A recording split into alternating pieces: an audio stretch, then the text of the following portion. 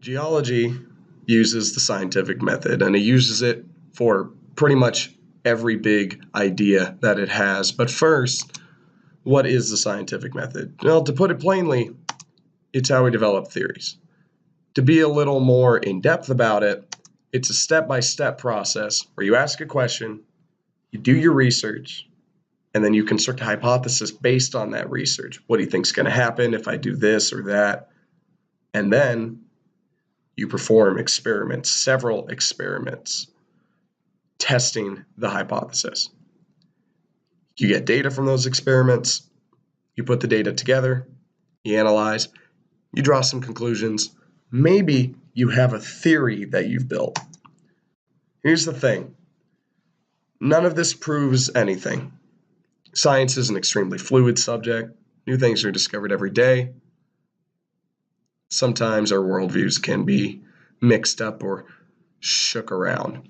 That's not uncommon. So instead of calling these factual conclusions, they're theories. I'll get into what a theory is in just a minute, but it's important to understand some theories are disproven and some aren't for an extremely long period of time, and those seem like they could be factual even though we know they can be disproven. Those are called laws. There are occasions where laws can be pushed to their limits or bent or maybe not even function at a certain level of extreme stress.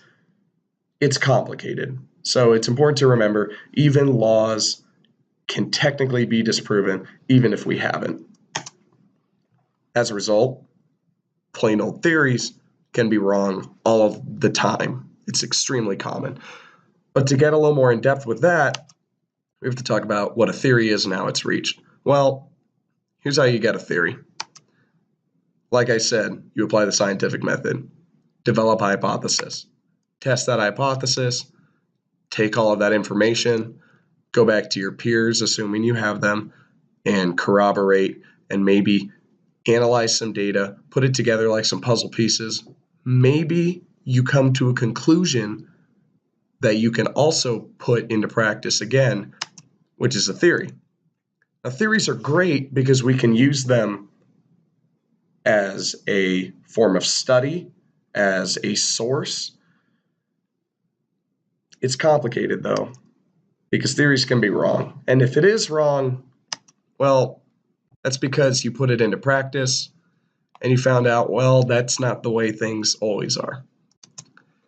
But that practice can develop a new theory all on its own. It's not uncommon. It's, in fact, exactly how the scientific method works. So now you have a new theory. This new theory may be a more refined version of your original, or it can be something completely new, completely jarring to a first-timer.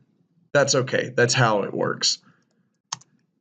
Every theory can be put into practice, and if it doesn't perform properly or it's disproven, then that can lead to a new theory, and then the cycle continues. And that's what's so useful about the scientific method, because it constantly refines our understanding of the subject and brings it to a new level.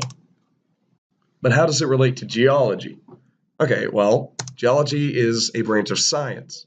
Every branch of science applies the scientific method. It's vital to developing theories and to studying the subject itself.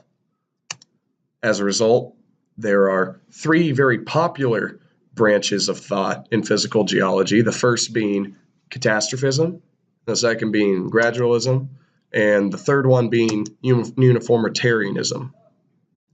The first one I'm going to talk about is catastrophism. Catastrophism is all about extinction events, or at least sudden geologic events.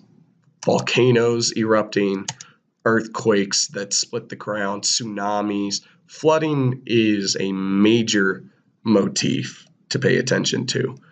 Meteors themselves are some of the most impactful because of the resulting extinction and changes in ecosystems throughout the history of the planet.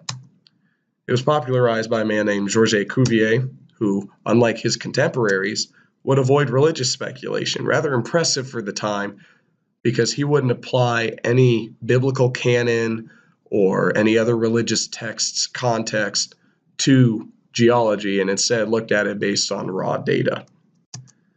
The problem with catastrophism is that even though there are some things that it works with, such as how creatures migrate from nearby floods, and maybe that's why we find their fossils in strange places, or anything like that, sudden shifts in the ecosystem.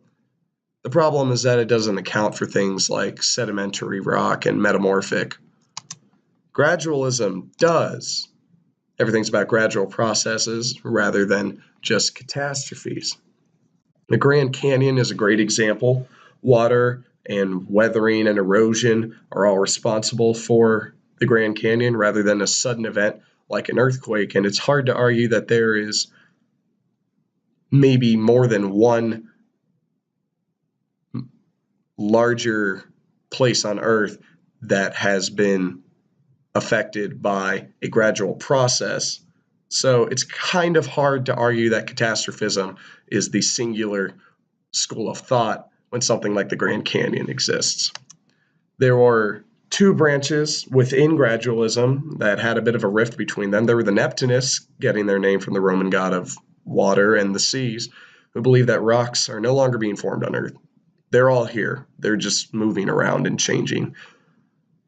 The idea is that they all formed back in Earth's early oceans from crystals. But that's not entirely true, as we know in the present day, and as the Plutonists knew back then, because igneous rocks are formed when volcanoes erupt. So that in itself doesn't really contribute to the Neptunian theory. Uniformitarianism, to be frank, is just a more refined version of gradualism that doesn't ignore the prospects of catastrophism. James Hutton was a geologist who invented it. Basically, it's gradualism, but catastrophism is also evident. I mean, earthquakes change the surface of the earth greatly. Meteor impacts definitely do. Volcanoes, like I said, produce igneous rocks. There's a lot of shift in geological evidence as a result. So the Plutonists ended up siding with Hutton because uniformitarianism supported their idea of igneous rock formation. And as a result, it is the most widely agreed upon theory in modern times. The idea is that when the scientific method is applied to it, you can look at rock strata and you can prove how gradual change is, because you can see a layer upon a layer upon a layer upon a layer of different rock types at two different points matching up. But you can sometimes see an offset. And when there's an offset, that's evidence of catastrophe, which is extremely important to remember, as uniformitarianism acknowledges that they go hand in hand.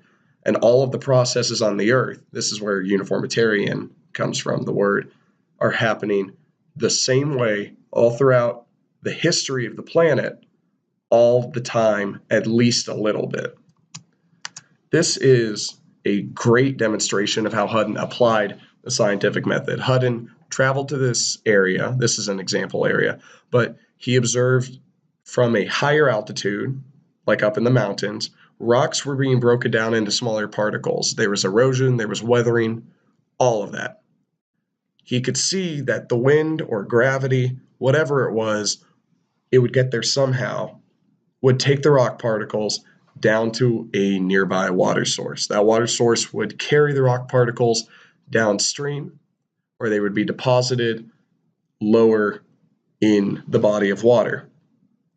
Hutton observed that when these particles keep being deposited, they can layer upon layer upon layer build on each other and produce a sedimentary rock.